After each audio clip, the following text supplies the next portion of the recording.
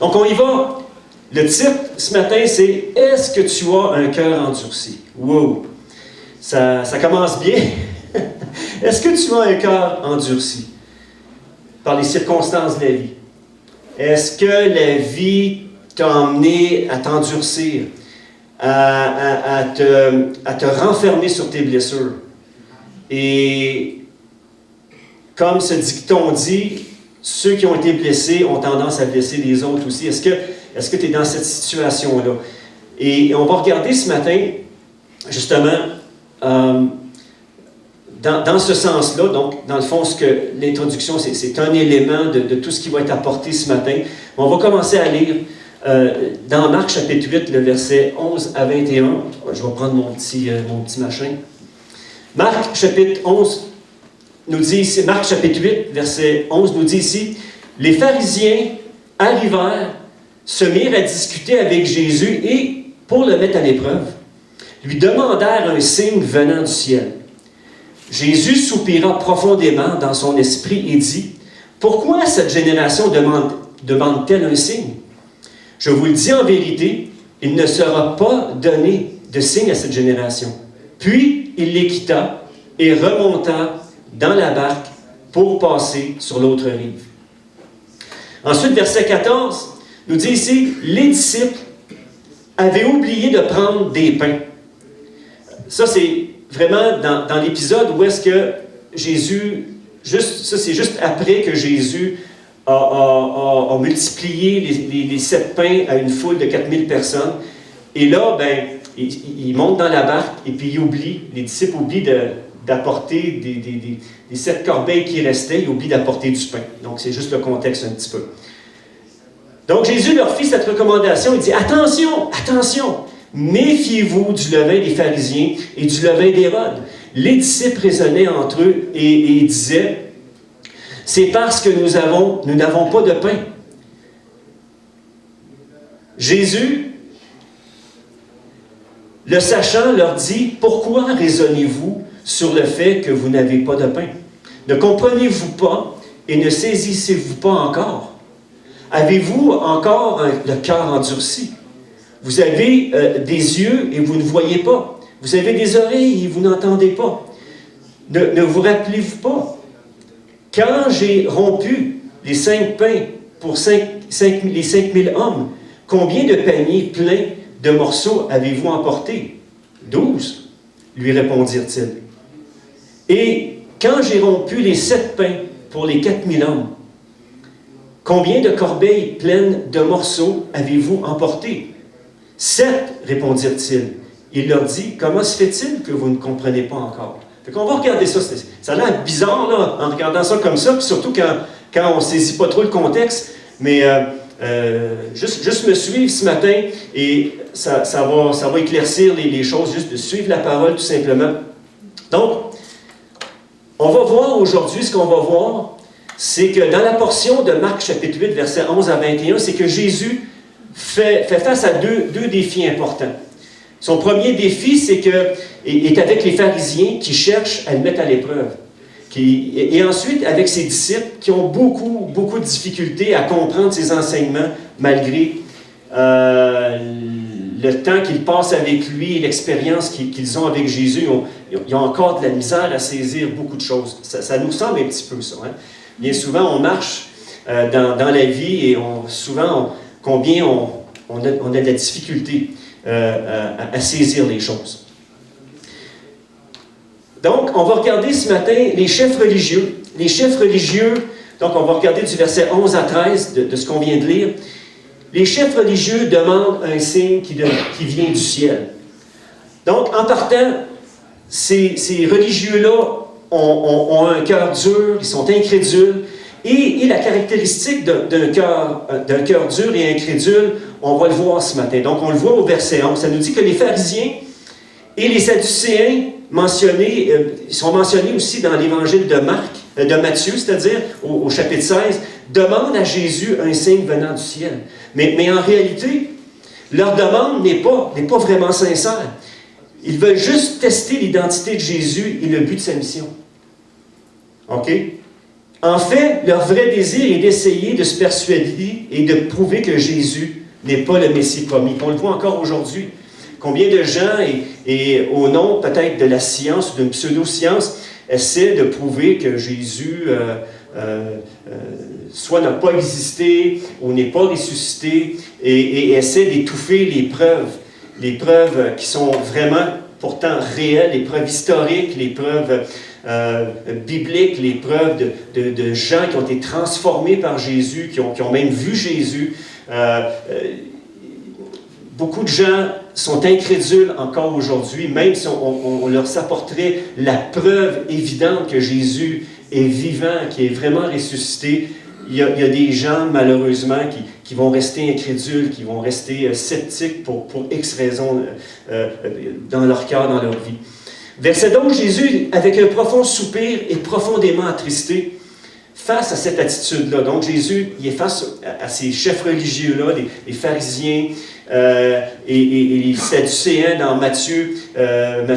L'évangile de Matthieu nous dit que les sadducéens, ils s'étaient ligués avec eux contre Jésus. Et les sadducéens, c'était une autre secte religieuse qui, eux, ne croyaient pas à la résurrection, ne croyaient pas aux anges, ne croyaient pas aux miracles. Un peu comme beaucoup de pensées aujourd'hui, comme la pensée postmoderne. Et les pharisiens qui, eux, oui, croyaient à la résurrection, tout ça, mais étaient incrédules face à ce qu'ils voyaient de Jésus. Jésus, on va le voir tantôt, a amené une multitude de preuves qu'il était vraiment le Messie promis. Et là, c'est justement, pourtant, ces chefs religieux-là ont vu de leurs yeux Jésus accomplir une multitude de miracles, des guérisons à profusion. Et Jésus guérit. Je vais juste te dire une chose aujourd'hui, c'est que Jésus guérit encore en 2024. Amen. Je le vois de mes yeux, Jésus guérit non seulement les cœurs brisés, mais il peut guérir les corps aussi. Il guérit aussi les corps. Ça, on y croit. Donc, ces pharisiens-là ont vu des gens être délivrés d'esprits démoniaques, ont vu Jésus à 2 reprises multiplier des pains et des poissons, ont vu même Jésus ramener des morts à la vie. Si on parle, pas Bartimée, mais voyons, Lazare. Mais Bartimée lui a été guéri de ses yeux. Ça va venir plus loin, ça, dans l'évangile de Marc. Mais Jésus a ressuscité des morts, le fils de la veuve. Jésus a ressuscité le fils de la veuve aussi. Donc Jésus guérissait.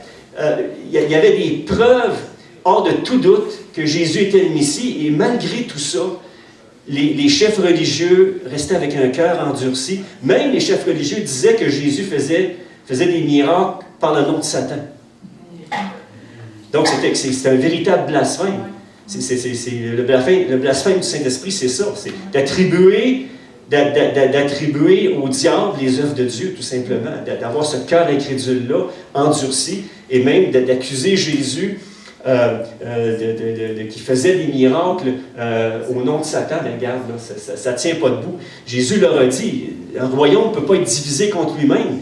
Si c'est au nom de Satan que je guéris les malades, donc Satan se divise lui-même. Donc ça marche pas, là, ça ne tient pas debout. Leur pensée ne tenait pas la route, mais pas du tout.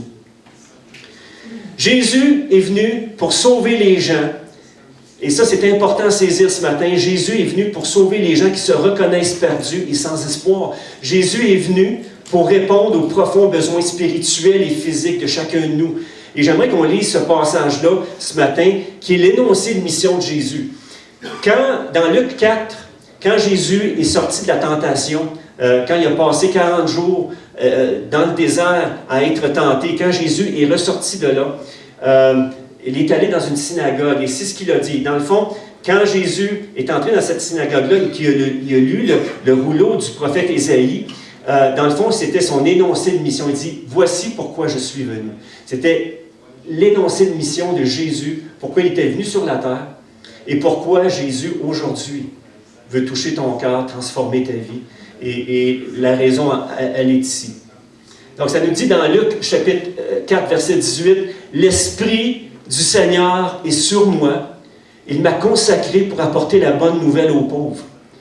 Aux pauvres, ce n'est pas nécessairement les pauvres monétairement, mais c'est ceux qui reconnaissent leur pauvreté spirituelle, qui reconnaissent que sans Dieu, ils ne peuvent pas rien faire. Il m'a envoyé pour proclamer la délivrance aux prisonniers et le don de la vue aux aveugles. Pas seulement les aveugles physiques. Oui, Jésus a guéri des aveugles physiques, mais il a ouvert aussi les yeux spirituels d'une multitude de personnes qui sont venues à lui.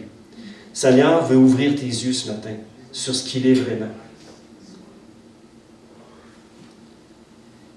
Il m'a envoyé pour proclamer la délivrance aux prisonniers et le don de la vue aux aveugles, pour libérer les opprimés, pour annoncer l'année où le Seigneur manifestera sa faveur. Puis il roula le livre, le rendit au serviteur et s'assit. Toutes les personnes présentes dans la synagogue fixaient les yeux sur lui. Alors il se mit à leur dire, et là c'est le début du ministère de Jésus, il dit, ce passage de l'Écriture est réalisé aujourd'hui pour vous qui m'écoutez. Et pour toi qui écoutes ce message ce matin, Jésus est encore là pour toi ce matin. Il est encore là pour venir faire la différence dans ton cœur, dans ta vie, si tu veux bien le recevoir. Et dire, oui Jésus, viens faire la différence dans ma vie. Tu te sens coupable ce matin? Viens à lui et demande-lui pardon. Il va effacer ta faute, il va enlever ton péché. Il va faire de toi une nouvelle personne. Je vais en revenir un petit peu plus tard avec ça. Mais en ce qui concerne les pharisiens, l'orgueil de leur cœur endurci les ont rendus aveugles. Eux, ils étaient aveuglés par leur orgueil. On va en parler un petit peu. Même face aux preuves écrasantes, plus que suffisantes que Jésus est bel et bien le Messie, le Fils de Dieu qui devait venir, il restait avec ce cœur endurci-là. Et au verset 12, Jésus leur répond, je vous le dis en vérité, face à leur demande, parce que ces chefs religieux-là, pharisiens, sadducéens, ont demandé à Jésus de faire un signe extraordinaire. Il dit, non, j'en ferai pas de signe pour vous autres. Regarde, vous avez déjà la preuve. Dans le fond, ce que Jésus essayait de leur communiquer, regarde, vous avez déjà la preuve que qu'est-ce qui est fait? Les malades sont guéris, les gens sont délivrés, ceux qui sont liés par des esprits mauvais, les chaînes sont brisées dans leur vie. Pour être libre, vous avez déjà la preuve. La preuve, elle est déjà là pour que vous puissiez reconnaître que je suis vraiment le Messie. Mais eux, ils étaient vraiment fermés. Matthieu ajoute, dans l'évangile de Matthieu, parce qu'en parallèle, on a Matthieu qui relate le même événement, mais avec des détails qui viennent complémenter l'évangile de Marc. Matthieu ajoute, il dit, ce détail qui vient complémenter l'évangile de Marc, donc Jésus, ce qu'il va dire dans l'évangile de Matthieu, c'est qu'une génération mauvaise et adultère réclame un signe. Il ne lui sera pas donné d'autre signe que celui de Jonas le prophète. Qu'est-ce que ça veut dire? Donc, je ne veux pas trop rentrer dans les détails, mais ce que Jésus voulait dire, tout comme Jonas a été 3 jours, 3 nuits dans le ventre du poisson. Et après ça, le poisson, il a peut-être eu un mal de ventre ou il ne l'a pas digéré, mais il l'a renvoyé sur la plage, parce que c'est sûr, Jonas, il y a eu un repenti qui s'est fait dans le poisson, mais c'est une image. C'est une image, et c'est Dieu qui a tout orchestré ça, mais dans le fond, on a l'analogie. Quand il dit, il n'y a pas d'autre signe que celui de Jonas, c'est que, tout comme Jonas a passé 3 nuits, 3 jours, 3 jours, 3 nuits dans le ventre du poisson, Jésus est en train de leur dire, sans qu'eux comprennent, mais que lui était pour mourir, et passer dans la terre, qui était pour mourir 3 jours, et après le 3e jour, il était pour ressusciter. Donc, dans le fond, c'est une analogie. Dans le fond, que le miracle qu'il était pour avoir, c'était sa résurrection. Que Jésus était pour ressusciter d'entre les morts après 3 jours. C'est sûr que juste, qu'est-ce que je viens de vous dire là, c'est en soi, c'est un message en soi, et puis c'est pour ça que je ne veux pas trop rentrer dans les détails. Mais ça vous va jusqu'ici? Donc, quelqu'un a déjà dit, il n'y a personne de plus aveugle que celui qui refuse de voir. Il n'y a personne de plus aveugle que quelqu'un qui refuse délibérément de voir. Et Jésus n'a plus rien à leur dire face à leur cœur endurci par la malhonnêteté dont font preuve les pharisiens. Ils ont la preuve devant eux que Jésus est ressuscité, Et malgré ça, ils s'entêtent à essayer de prouver que Jésus n'est pas le Messie. Dans le fond, c'est leur truc à eux autres. C'est eux qui ont crucifié Jésus en plus. Celui qui ne veut pas suivre Jésus trouvera toujours des excuses pour ne pas le faire et se justifiera par des raisonnements qui, au final, ne tiennent pas la route du tout. Peut-être es-tu venu même ici ce matin avec les mauvaises raisons, une mauvaise intention aussi. Dieu voit parfaitement le cœur de chacun de nous. Le psaume 139, psaume de David, ça nous dit que, juste vous paraphraser ça rapidement, il dit, Dieu, quand je m'assois, tu me vois. Même quand j'essaie de me cacher dans le noir, tu me vois. Tu me vois, tu vois mes pensées. Quand je dors la nuit ou que je sois réveillé et à 3 heures du matin, tu vois mes pensées, tu vois ce que je pense. Juste pour vous dire qu'il n'y a rien de caché devant Dieu. Dieu voit nos cœurs parfaitement. Il voit chaque motif. Il voit, oui, chaque motif qui nous pousse à agir même parfois. Des fois, on peut faire des bonnes actions, mais avec le mauvais motif. Un motif qui n'est pas pur dans le cœur, puis Dieu le voit ça. Ou on fait des choses avec les bons motifs aussi, avec un motif pur, parce que la grâce et l'amour de Dieu est dans nos cœurs et c'est ce qui nous pousse à agir comme Dieu nous demande d'agir tout simplement. Est-ce que vous me suivez ce matin? Puis, verset 13, il dit « Il quitta et remonta dans la barque pour passer sur l'autre rive. » Donc ça, c'est le premier acte. Si on voit la première chose, le premier défi que Jésus a à faire face. Le deuxième défi, on le rencontre du verset 14 à 21, où est-ce que Marc mentionne que les disciples avaient oublié de prendre des pains, puis il y en avait juste un pain avec eux dans la barque. Là, ils s'inquiétaient bien gros avec ça. Dans le fond, c'est là-dessus que Jésus va vraiment poser les questions qui viennent par la suite. Là. On va s'attarder un petit peu là-dessus. Mais au point de départ, les disciples, ils pensent que quand Jésus commence à leur poser des questions, c'est parce qu'ils ont oublié le pain. Et là, Jésus va leur dire ce que je vais vous partager. Donc, il avait juste pris un pain avec eux.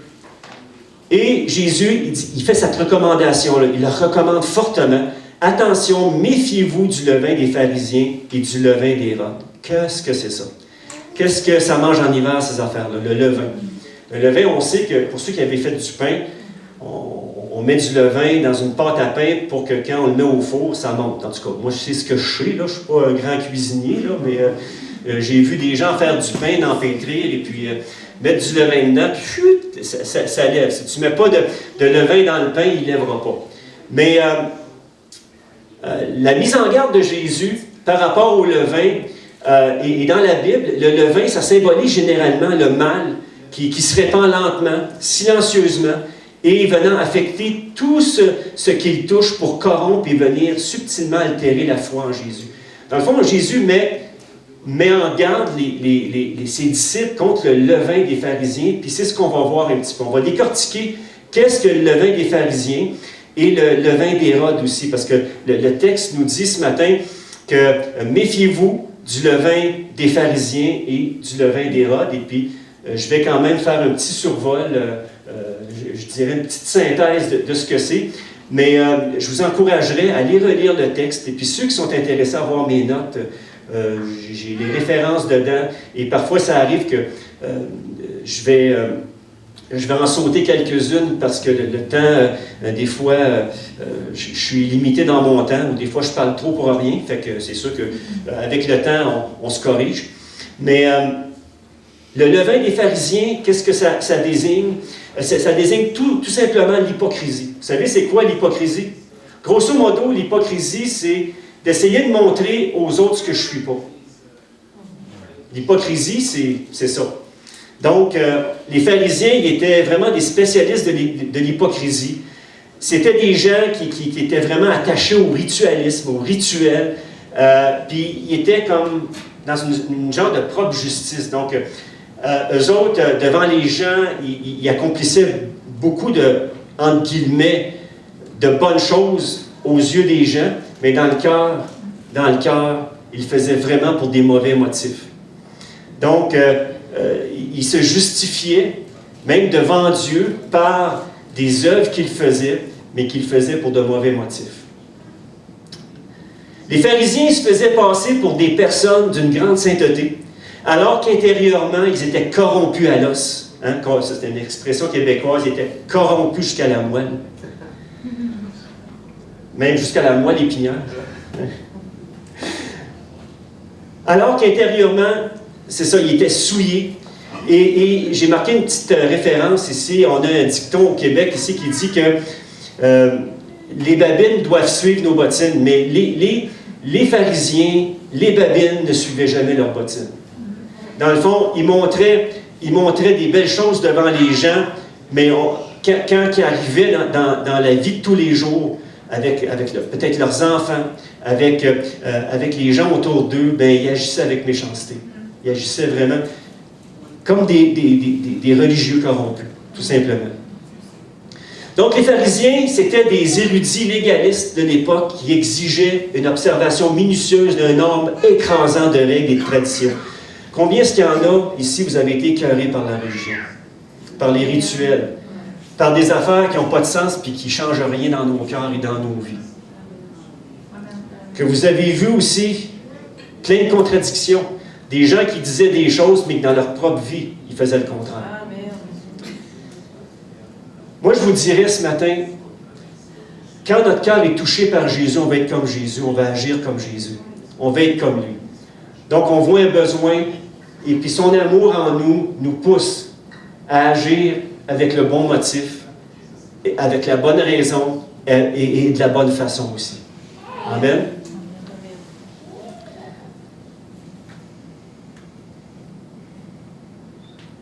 Les chefs religieux, que ce soit les pharisiens ou les autres, étaient spécialistes pour se donner une apparence très religieuse, mais dans les faits, ils étaient tellement déconnectés du cœur de Dieu dans leur vie spirituelle et étaient tellement remplis d'intentions mauvaises, des pros du « ne faites pas ce que je dis, mais faites ce que je fais ».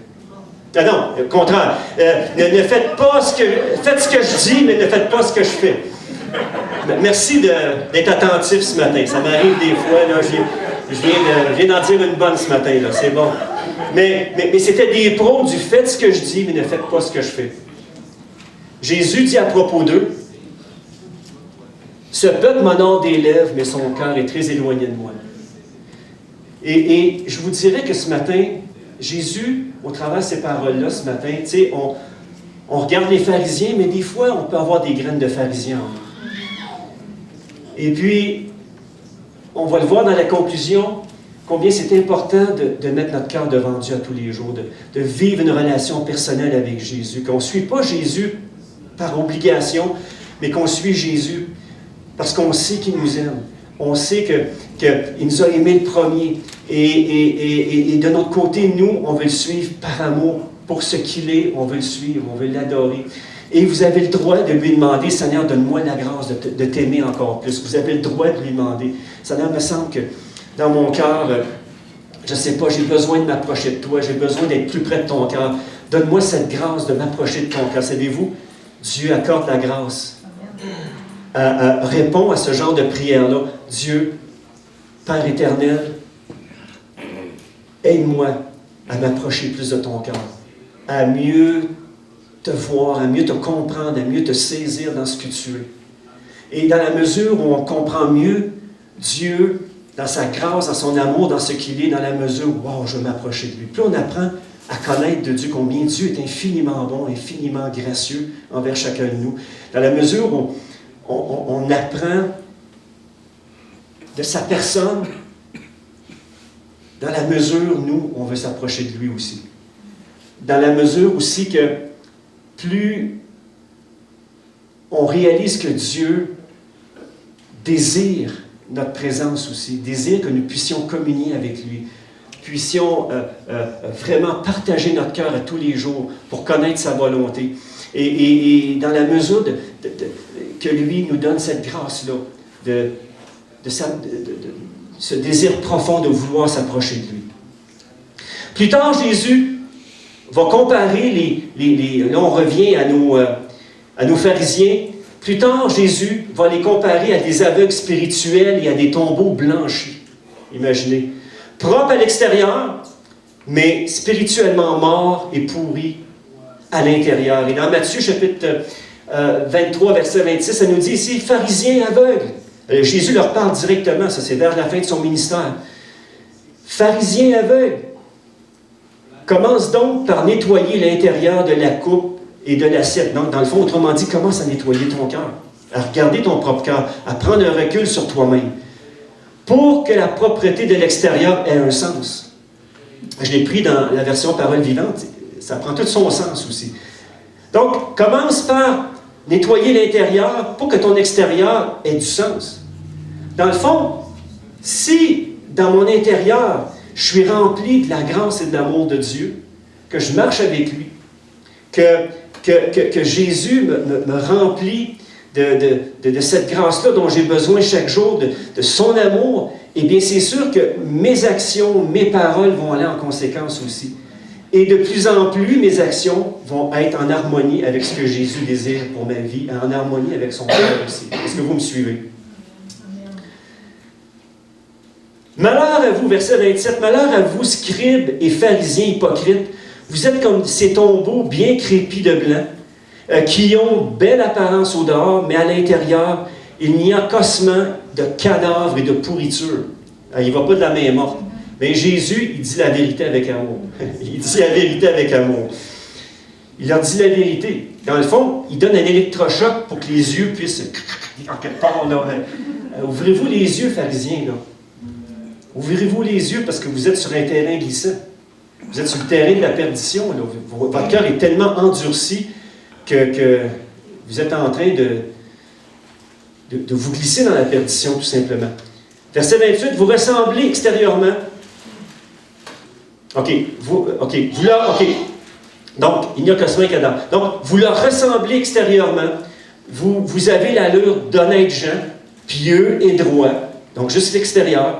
Mais au fond de vous-même, il n'y a qu'hypocrisie et désobéissance envers Dieu.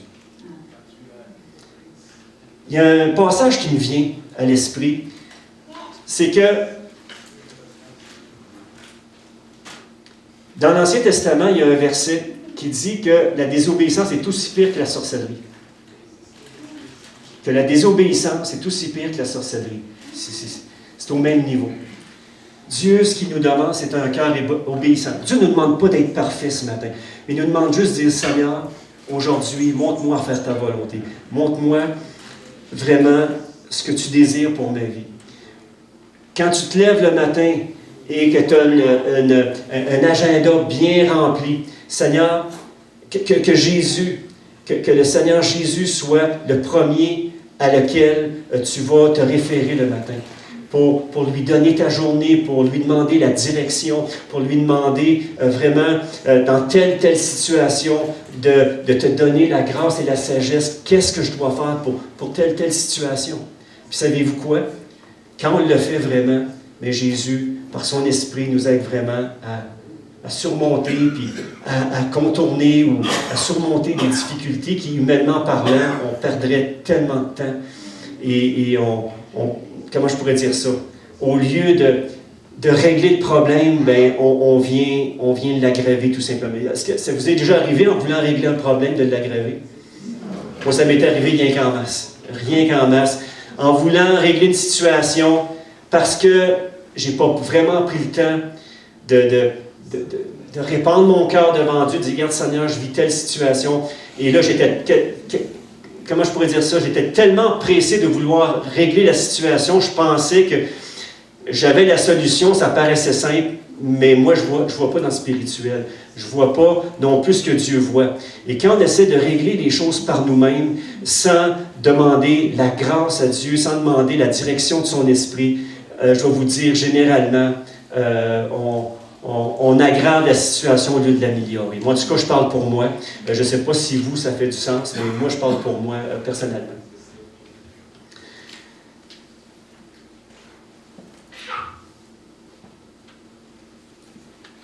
OK.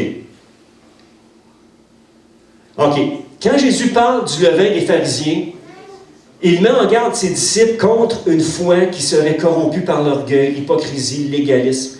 Et ça, c'est tous des termes que ça voudrait la peine à un moment donné de vraiment s'y attarder. Mais étant donné qu'on est limité dans le temps ce matin, je vais passer par-dessus. Mais vous pouvez aller étudier ces mots-là. Donc, Jésus met en garde ses disciples contre l'orgueil et tout ce qui vient avec.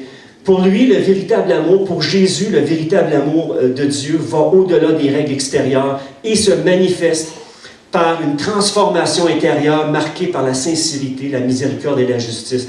Donc, si tu rencontres quelqu'un qui a un cœur miséricordieux, un cœur qui est là et qui, comment je pourrais dire, qui est là pour aider son prochain avec les bons motifs, sois sûr que Jésus, il est là et qui le guide tout simplement. Ensuite, on parle du levain d'Hérode. Le levain d'Hérode, qu'est-ce que le levain d'Hérode? Donc, si le levain des pharisiens fait allusion à l'hypocrisie, l'obsession de montrer le contraire de ce que je suis en réalité et de montrer un formalisme religieux rigide qui m'éloigne de la véritable foi. Le levain d'Hérode, ça symbolise l'influence politique et mondaine. Donc, Hérode représente le pouvoir terrestre, les ambitions politiques et les compromis en lien avec les valeurs de ce monde, directement opposés aux valeurs du royaume de Dieu. Le levain d'Hérode, c'est le scepticisme, le matérialisme. Hérode est décrit dans les évangiles comme quelqu'un de sceptique et d'indifférent aux enseignements de Jésus. Ce levain représente un cœur incrédule, le refus de croire et d'adhérer aux vérités de l'Évangile. Le levain d'Hérode, c'est la corruption morale. Hérode était reconnu pour ses actions immorales et corrompues. Et là, je ne rentrerai pas dans les détails. Je vous encourage à lire les évangiles. Vous allez voir qu'il était vraiment un homme corrompu. Ce qui démontre une attitude de compromis avec les valeurs de ce monde, contraire aux valeurs de l'Évangile. Donc, c'est toutes ces mauvaises influences-là que Jésus met sérieusement, dont Jésus met sérieusement en garde ses disciples. Dans le fond, quand Jésus parle du levain, c'est qu'il veut faire vraiment réaliser, veut faire prendre une prise de conscience que ne laissez pas ces attitudes-là prendre place dans votre cœur. C'est dans ce sens-là que Jésus donne son enseignement.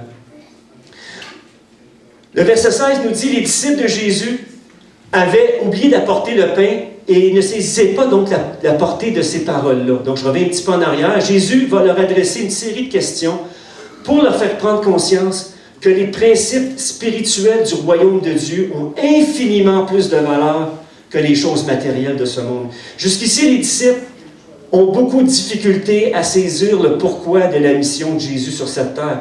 Et avec les versets 17 à 21, Jésus adresse une série de questions à ses disciples pour leur faire prendre conscience de leur manque de vision spirituelle. Et là, je paraphrase. Jésus leur dit, « Comment pouvez-vous croire que je me soucie du manque de pain?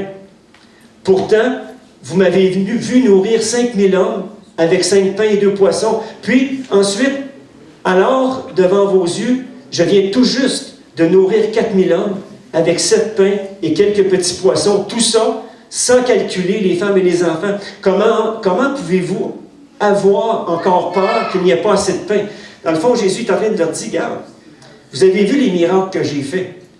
Puis là, vous avez juste un pain, puis là, c'est comme vous ne croyez pas à ma divinité encore. Vous ne croyez pas que je puisse multiplier encore le pain puis que nourrir les besoins qui sont autour. » Puis c'est ce que Jésus veut nous faire comprendre aujourd'hui.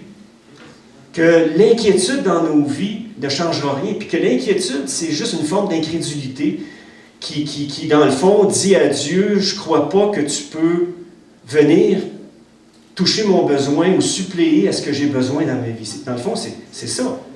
C'est ça l'inquiétude. Je m'inquiète de ce que Dieu peut-être ne répondra pas. Donc, dans le fond, je viens mettre en cause aussi sa bonté et le fait que Dieu est tout-puissant, puis il peut faire toutes choses aussi. Est-ce que vous me suivez ce matin? Donc, comment pouvez-vous avoir encore peur? Avez-vous encore de la difficulté à comprendre qui je suis? Pourquoi vous inquiétez de nourriture alors que je suis avec vous? Dans le fond, Jésus essaie de leur dire, je suis le Seigneur, le Créateur de l'univers.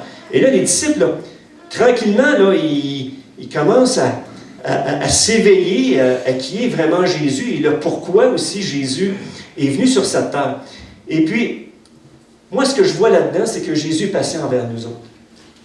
Dans le fond, Jésus va les shaker un petit peu avec amour, mais de notre côté, Jésus, il sait pertinemment où est-ce que les disciples, dans leur cheminement spirituel, où ils sont rendus. Puis, ce que je rends grâce à Dieu ce matin, c'est que dans chacun de notre cheminement spirituel, propre à chacun, où est-ce qu'on est rendu avec Dieu, Dieu est patient avec nous. Puis à mesure qu'on prend du temps avec lui, qu'on apprend à le découvrir, dans la mesure où on grandit, bien, dans la mesure où lui enlève notre aveuglement pour voir vraiment qui il est vraiment et qu'est-ce qu'il peut faire dans nos vies. Et il vient enlever nos doutes. Et Dieu, ce qu'il veut, c'est que dans nos vies, dans nos cœurs, il n'y ait plus aucun doute à son endroit. Qu'il n'y ait plus aucun doute que Dieu peut faire toutes choses dans nos vies. Que nos situations qui paraissent humainement impossibles, Dieu, lui, il est capable de venir dans ma situation et faire la différence et transformer et changer le mal en bien. Combien il y en a qui croient ça ce matin? Quand j'oublie ce que Jésus a fait pour moi, mes pensées ont tendance à s'obscurcir. Et j'ai écrit ça, c'est hier que j'ai écrit ça, et j'ai dit, OK, Seigneur, c'est trop vrai. Saint-Esprit me rappelait que quand mes pensées ont tendance à s'obscurcir, à s'inquiéter pour me laisser prendre justement dans l'engrenage de l'inquiétude, je commence à broyer du noir. Et là, il commence à y avoir des trous de mémoire qui viennent s'installer en moi pour aspirer ma foi et l'affaiblir. Quand tu commences à douter ou à t'inquiéter, c'est comme si tu crées des trous noirs dans ton cœur qui viennent aspirer ta foi. Et là, tu t'inquiètes plus. Puis quels sont ceux et celles ici qui, à force de vous inquiéter, ça a changé votre situation? Levez votre main. Bon, il n'y a personne qui lève la main. Bon. Juste vous dire ce matin qu'on n'a rien à gagner de s'inquiéter ou de douter de la grâce et de la bonté de Dieu. On a tout à gagner de lui faire confiance et de dire, Seigneur, tu peux agir dans ma situation. Est-ce que je peux entendre amen là-dessus? Quelqu'un a écrit, comprenons que Jésus, par qui et pour qui sont toutes choses, et que toutes choses ont été créées, est en mesure de répondre à tous tes besoins ce matin. Souviens-toi de ce que Dieu t'a donné. Ramène-toi, ou ramenons à notre mémoire ses nombreux bienfaits. Et il y a ce chant, on n'a pas le temps ce matin, mais il y a ce chant qui dit « Compte les bienfaits de Dieu ». Et tu vas réaliser qu'ils sont nombreux, que la liste en est longue. Amen. Compte les bienfaits de Dieu. Jésus, dans son sermon sur la montagne, a dit ici, « Ne vous inquiétez donc pas et ne dites pas que mangerons-nous, que boirons-nous, avec quoi nous habillerons-nous. » En effet, tout cela, ce sont les membres des autres peuples qui le recherchent. « Or, votre Père Céleste sait que vous en avez besoin. Recherchez d'abord le royaume et la justice de Dieu, et tout cela vous sera donné en plus. Ne vous inquiétez donc pas du lendemain, car le lendemain prendra soin de lui-même. À chaque jour suffit sa peine. » Dieu prend soin de toi ce matin. Dieu prend soin de toi. Fais-lui confiance dans ta vie, dans ton besoin, peu importe la grandeur de ton besoin ce matin. Ouvre ton cœur à Jésus. Laisse-lui l'opportunité de prendre place dans ta vie, de manifester sa grâce et sa gloire. Amen. Au final, par la grâce qui est en Jésus, les disciples vont enfin faire la connexion entre le levain et l'enseignement corrompu des chefs religieux. Matthieu 16,12 nous dit « Alors ils comprirent ». OK, donc c'est le passage parallèle avec ce qu'on lit ce matin. Les disciples ont fini par comprendre que ce n'était pas du levain, du pain que Jésus leur avait dit de se méfier, mais de l'enseignement des pharisiens et des sadducéens, c'est-à-dire du scepticisme, d'un cœur mauvais, de l'orgueil. C'est contre ça que Jésus nous met en garde aussi ce matin. Dans le fond, c'est un enseignement qui est pour nous. Gardons-nous de toute forme d'orgueil. Et puis bien souvent, on ne s'en rend pas compte. Un orgueilleux ne se rend pas compte qu'il est orgueilleux. Parce qu'il est trop orgueilleux pour s'en rendre compte. Mais on peut, avec un cœur humble devant le Seigneur, dire « Seigneur, montre-moi dans mon cœur ce qui ne va pas. Montre-moi les choses qui t'empêchent vraiment de te servir de moi dans ma vie. Et puis le Saint-Esprit vient mettre en lumière les choses dans nos cœurs qui ont besoin d'être transformées et d'être changées. Et c'est là que les vraies choses se passent. C'est là que les choses se passent. Le Seigneur qui veut la vérité avant tout, la vérité dans le cœur, la vérité sur les lèvres, la vérité dans les actes, nous dit encore aujourd'hui, gardez-vous avec soin du levain des pharisiens et des sadducéens. Quand tu commences à percevoir ton cœur comme Dieu le voit, tu réalises une chose, c'est que le cœur est corrompu par nature, par notre nature pécheresse. Parce qu'à la base, il n'y a pas un juste, pas même un seul. Pas même un seul. On est tous corrompus par cette nature pécheresse-là. Et à tous les jours, j'ai besoin d'aller à Jésus. Et comme l'apôtre Paul dit, il dit, j'ai été crucifié avec Christ. Et si je vis, ce n'est plus moi qui vis, c'est Christ qui vit en moi. Et si je vis maintenant dans ma chair, je vis dans la foi du Fils de Dieu, qui a pris place dans ma vie, qui m'aide à marcher. Et Dieu nous donne une grâce, nous donne son esprit, le Saint-Esprit, pour nous aider à marcher avec lui. Je termine avec ce matin. Je termine avec ça. Tu as besoin de venir à Jésus ce matin. Nous avons constamment besoin de se positionner à ses pieds pour harmoniser nos cœurs avec le sien. Le roi David a écrit dans le psaume 139, il dit « Examine-moi, ô Dieu, et connais mon cœur, mets-moi à l'épreuve et connais mes pensées. Regarde si je suis sur une mauvaise voie et conduis-moi sur la voie de l'éternité. » La Bible nous dit « Tous ont péché et sont privés de la présence glorieuse de Dieu, mais Dieu, dans sa bonté, les rend justes à ses yeux gratuitement. » As-tu invité Jésus à prendre place dans ta vie aujourd'hui? Si la réponse est non, Jésus désire greffer un cœur nouveau en toi. Un cœur nouveau. Jésus, la parole nous dit, je vous donnerai un cœur. C'est Dieu qui nous dit ce matin, je vous donnerai un cœur nouveau.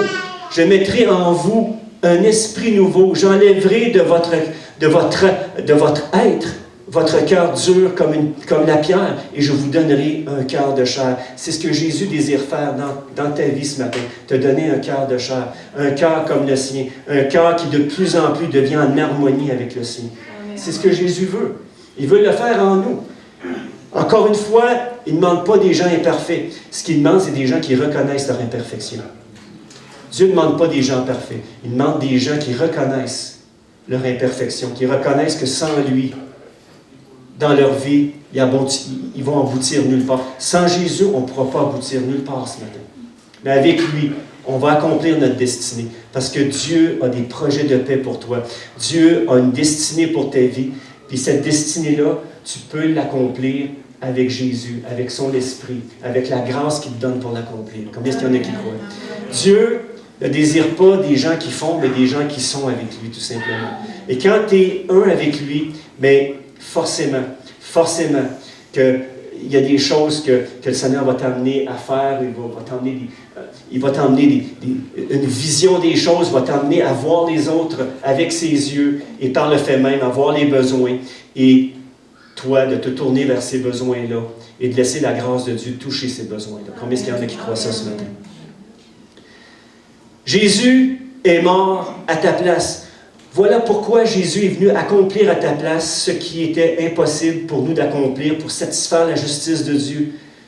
Pas seulement, Jésus est mort à ta place, pas seulement pour te sortir d'un enfer éternel, pas uniquement pour t'amener au ciel, mais pour te remplir du Saint-Esprit et te changer complètement, pour te donner un cœur comme le sien et te donner l'opportunité de marcher à sa suite et de vivre éternellement dans sa présence. C'est ce que Dieu veut pour toi aujourd'hui. Les chefs religieux ont demandé un signe, un super miracle venant du ciel. Et Jésus leur a répondu, vous n'aurez pas d'autre signe que celui de Jonas. Mais Dieu, lui, l'a fait, ce miracle-là. Quand Jésus a dit, vous allez voir, le seul signe que vous allez voir, c'est celle de Jonas, et Dieu l'a fait en ressuscitant Jésus d'entre les morts, quand il est ressuscité. Quand Jésus est ressuscité. Et quel est le plus grand miracle qu'un être humain puisse vivre? Je pose la question ce matin en finissant. Quel est le plus grand miracle qu'un être humain puisse vivre?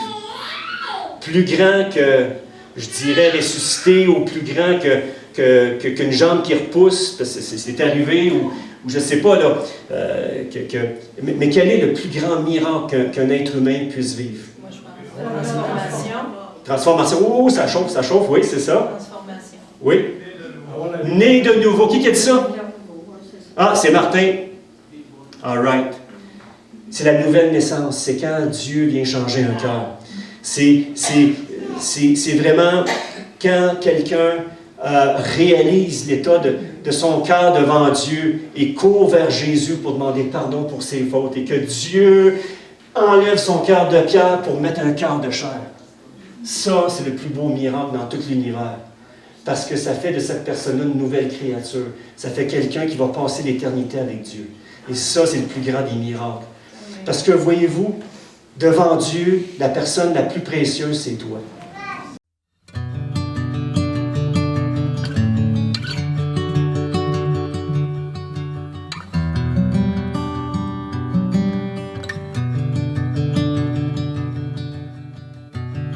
Seigneur, tu vois mon cœur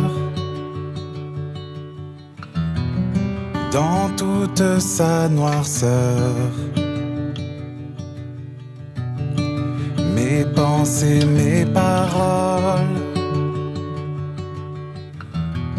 souvent t'ont fait horreur.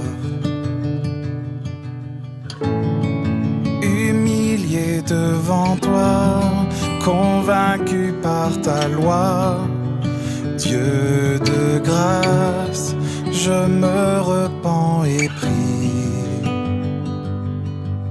Père éternel, pardonne-moi de mes péchés, purifie-moi. À genoux, mon seul recours est ta grâce infinie. Seigneur, tu vois mon cœur dans toute sa noirceur. Mes actes pleins d'orgueil méprisent ton honneur. Prompt à me détourner de toi, de ta bonté. Dieu de grâce, je me repens et prie. Père éternel, pardonne-moi de mes péchés, purifie-moi.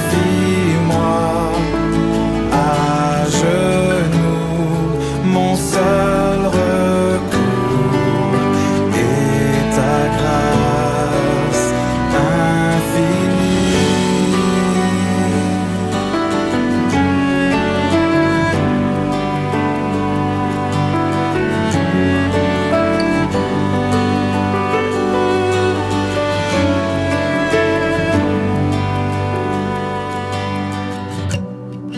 Par toi justifié, je m'appuie avec foi sur tes promesses sûres, la puissance de la croix, ta grâce imméritée, toujours renouvelée. Dieu fidèle, en toi je me confie. Père éternel, sanctifie-moi par ton esprit, transforme-moi.